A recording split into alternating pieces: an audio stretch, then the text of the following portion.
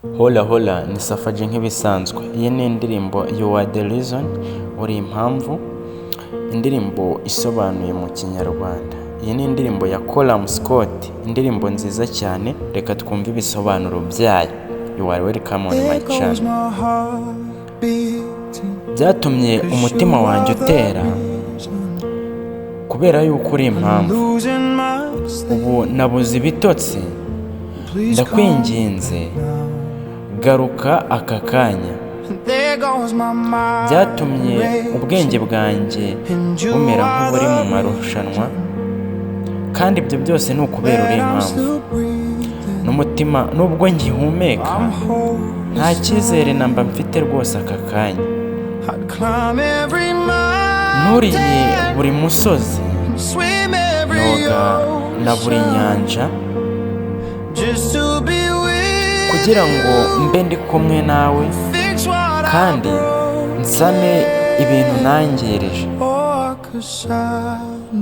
Kandi ibyo ni ukugira ngo nkeneye kubona ko wowe uri impamvu.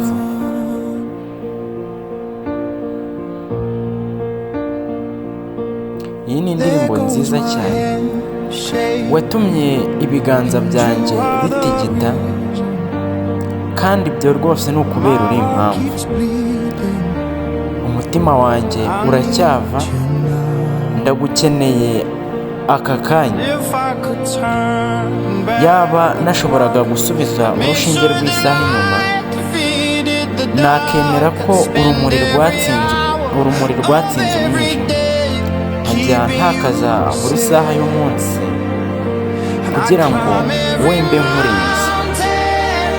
Nuriye buri musozi, noga no muri buri nyanja, kugira ngo mbe ndi kumwe nawe kandi nsane ibintu nangije.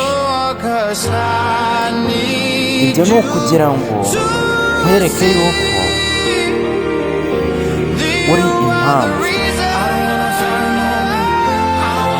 Ntabwo nshaka kurwana bya cyane, ntabwo nshaka kurira nanone.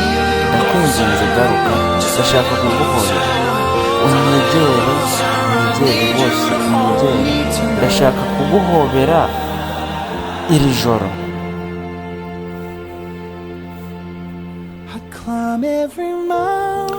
Nuriye buri musozi, noga na buri nyanja, kugira ngo mbe ndi kumwe nawe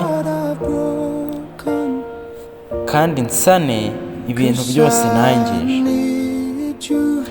Nkeneye yuko ubona yuko wowe ubwawe uri impamvu yanjye.